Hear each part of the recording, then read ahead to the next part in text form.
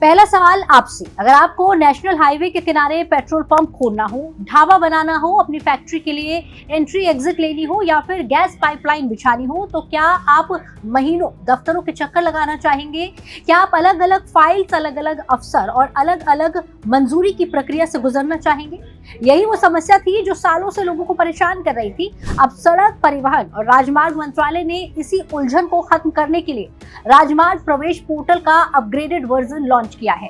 इसका उद्घाटन केंद्रीय मंत्री नितिन गडकरी ने किया और इस मौके पर national highways authority of India यानी NHAI और national highways and infrastructure development corporation limited के वरिष्ठ अधिकारी भी मौजूद रहे। सरकार का दावा है कि अब नेशनल हाईवे से जुड़ी हर तरह की NOC और अप्रूवल एक ही डिजिटल प्लेटफॉर्म पर मिलेगी, यानी एक पोर्टल, एक लॉगिन और एक ट्रैकिंग सिस्टम। सवाल ये है, क्या इससे वाकई जमीन पर फर्क पड़ेगा या ये भी सिर्फ एक और सरकारी घोषणा बनकर रह जाएगी? अब समझिए कि पोर्टल है किसके लिए? क्या ये सिर्फ बड़ी कंपनीज के लिए है या आम नागरिक भी इसका फायदा उठा सकते हैं? तो जवाब है दोनों।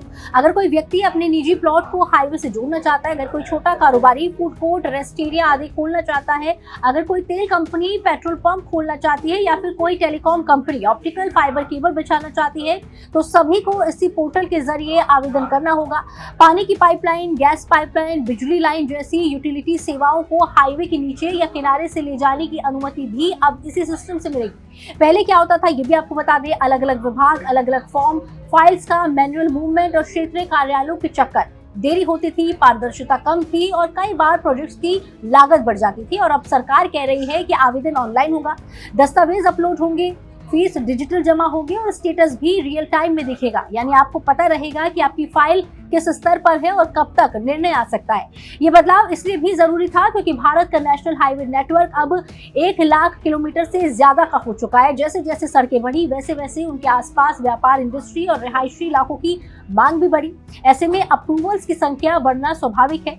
डिजिटल सिस्टम उसी दबाव को संभालने की एक कोशिश है। लेकिन असली सवाल है, इससे फायदा किसे होगा और कितना होगा? छोटे व्यापारियों को जो हाईवे किनारे ढाबा या सुविधा केंद्र खोलना चाहते हैं, बड़ी कंपनीज को जो लॉजिस्टिक्स हब या फ्यूल स्टेशन बनाना चाहती हैं, या सरकार को जो इंफ्रास्ट्रक्चर प्रोजेक्ट्स को तेज गति देना चाहती है। सच ये है, तीनों को फायदा हो सकता है अगर सिस्टम ईमानदारी से लागू हुआ। मंजूरी में देरी किसी भी प्रोजेक्ट की लागत बढ़ा देती है, निवेशक इंतजार में बैठा रहता है, बैंक का ब्याज बढ़ता है और आम लोगों को सुविधा मिलने में देर हो जाती है। अगर ये पोर्टल तय समय सीमा में निर्णय देने में सफल रहता है तो हाईवे के आसपास निवेश और तेजी पकड़ सकता है। आज नेशनल हाईवे सिर्फ सड़क नहीं, ये लॉजिस्टिक्स, रिटेल, फ्यूल ट्रांसपोर्ट और हॉस्पिटैलिटी के बड़े कॉरिडोर बन चुके हैं। हर नया एक्सप्रेसवे अपने साथ नए बिजनेस अवसर लेकर आता है। ऐसे में एक सिंगल विंडो डिजिटल प्लेटफॉर्म निवेशकों का भरोसा बढ़ा सकता है। हालांकि चुनौती भी कम नहीं है। क्या सभी क्षेत्रीय अधिकारी समय पर ऑनलाइन सिस्टम अपडेट करेंगे? क्या तकनीकी दिक्कतें नहीं आएंगी? क्या छोटे कारोबारी जिन्हें डिजिटल प्रक्रिया की आदत नहीं है, वो आसानी से आवेदन कर पाएंगे?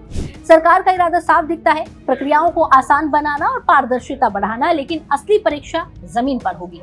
अगर राजमार्ग प्रवेश पोर्टल सच में फाइल्स की रफ्तार बढ़ा देता है तो यह हाईवे इकोनॉमी के लिए गेम चेंजर साबित हो सकता है। और अगर सिस्टम सुचारू नहीं चला तो डिजिटल होने के बावजूद पुरानी दिक्कतें बनी रह सकती है।